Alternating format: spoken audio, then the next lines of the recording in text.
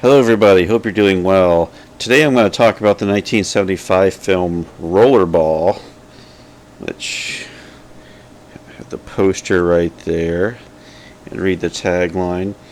In the not too distant future, wars will no longer exist, but there will be Rollerball. Rollerball is a unique film. I think it holds up a lot more than a lot of the sci-fi of the 1970s, in that it takes a somewhat different approach to futuristic dystopia and themes like that, which so many films of this era get into. So Rollerball is set at some point in the future where corporations control the world. There are no more nation states. It's corporations, and a sport called rollerball dominates the world, or it's a huge deal in this future. And in the opening sequence, we are at a rollerball game, and the crowd sings anthems not to a nation but to corporations. Okay, so that's a unique twist, I think, on the future, where you have corporations in control, not so much governments.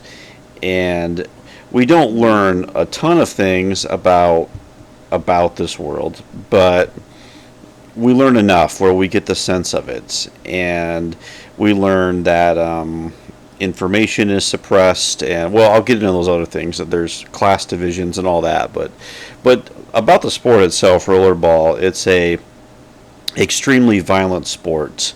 It's played indoors, played on like a roller derby, like the old roller derbies of that were popular in the 70s. A combination of hockey, football, where the players are on roller skates and they have spikes on, and they can knock each other down, and they use this big steel ball, which they have to get into a goal, and of course they can use the steel ball as a weapon as well. There's also players on motorcycles as well to do it, and the opening sequence does a great job of showing you how the game works, the rules of the game, and some of the strategies that are used, and then things like that. So our main character is Jonathan E., played by James Caan, who is the most famous rollerball player. He plays for the team in Houston. He's like a living legend. He is he's a star of his team. He's broke all the records, led them to many championships and things like that.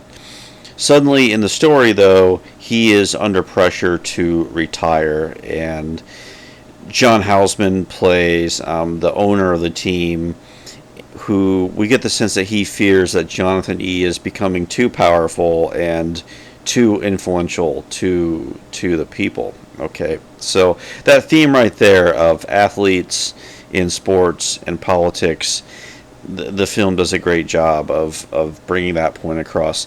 Now, Jonathan E. is played by James Caan. It's a very low-key performance by James Caan. He's kind of has this vague Texas accent, and you get the sense like he is not a political person at all, per se, but through his journey in the film, he does have a political awakening, you might say, about he starts to ask questions and things like that. But he's already had some things happen to him that show us that the athletes in rollerball are really just pawns in themselves, where they can't speak out. Sure, they're allowed to live these lavish lifestyles and everything, but really they are constantly reminded that they are under the control of the corporations. And like one example is Jonathan E. His former wife was basically stolen away by a quote executive, just because the executive liked his wife. She has to be married to him now. So you get the sense that the players are just there for the entertainment, and that's all. And once again, there's a lot of parallels to, I think, the sports world in the 70s, where players were starting to advocate for their own rights with players unions and things like that, because before that, really professional athletes were really the property of the team. They really had no say on anything. So that's part of where that idea comes from in the film, but it also speaks to today a lot too about professional athletes and how much influence they have, and how far they can take their influence. I mean, these are still questions that are relevant these days, no doubt. But anyway, he begins to question things. He's under pressure to retire. Meanwhile, as to pressure him even more, we get the sense that the games are becoming more violent, where they're changing the rules for each game. We have people getting killed during these games.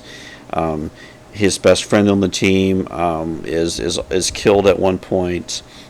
There's this interesting sequence where they play a team from Tokyo, and the team from Tokyo uses martial arts, incorporates that into their strategy, and so there's each game has its own unique visual style to it, you might say. And the film was shot by Douglas Slocum, who was the cinematographer on the original Indiana Jones film. So the cinematography is really good in this film too.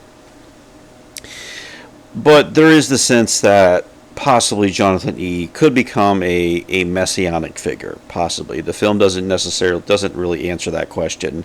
The story ends on that uncertain note, one might say. But it's interesting. And the fact that Jonathan starts to ask questions, and he learns that in this future all the books of the world have all been disappeared, and all the information is in this massive computer system that only a select people have access to. So, there are some calls to today where concerns about access to information and things like that, how easily, especially in a digital world, it would be very easy for powerful corporations to suppress information. Like, he just wants to know the basic facts of history, because the people in this world don't even know how the world got to where it was, where we hear about these corporate wars in the past, but to these people, their sense of history, they don't have a sense of history. All they know is their own life, and that it's not the biggest theme in the film, but the idea of having history taken away from you and what that does to a society was a smart theme in the film. And I should mention the screenwriter was William Harrison, who was more of a novelist, but he wrote some screenplays as well, and it's a smart screenplay in that regard. And we also get a sense of the class divisions in the society. We don't really see like how the common people are living, but we get a sense that it's very much like today, where wealth has been further and further concentrated into a smaller percentage of people. And there's one really good party scene in the middle of the film where the athletes are at this party with like all the elite people, and they're doing drugs, and women in this world are really just considered property. I mean, I mentioned earlier with Jonathan's wife was taken away from him, so we get the sense like the patriarchy is in full force in this future world. But this decadent party scene, and it goes on for a long time, which might take people out of it these days, but there at one point, maybe visually one of the most fascinating scenes in the movie, where they go outside and they start shooting flamethrowers, or shooting like a flamethrower gun, and burning trees, and just start destroying trees because it's fun, and it's fun to blow stuff up. So yeah, there's like that little ecological theme in the film where, we're the rich, we're the powerful, and if we want to destroy trees, we're going to destroy trees. It's almost this surreal scene added into this pretty grounded science fiction movie, which I like a lot with this. So yeah, and I think the whole idea too of the cliche of bread and circuses, how in mass entertainments and spectacles will will keep people satiated and not lead people to question things, so like almost like this futuristic idea of like a Roman Empire would look like, or any empire that uses spectacle to distract people, and that's really well done in the film too. The film is pretty violent as well, especially the last game.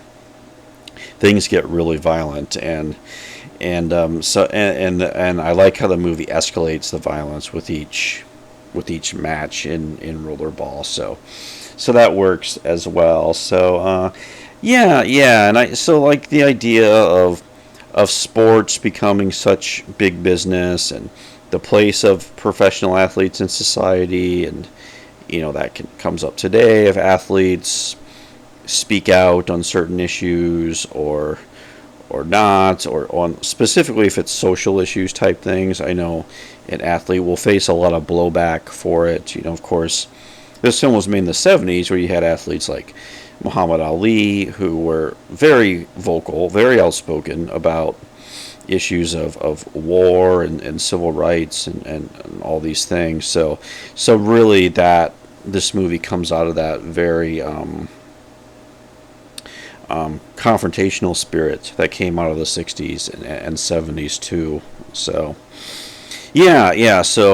I think visually it's a great film, and I like it's written well. The pacing is a bit slow at times, and one you might have that might be push some people away, but I don't know. I think this film would play well if now 50 years later. This film is 50 years old now.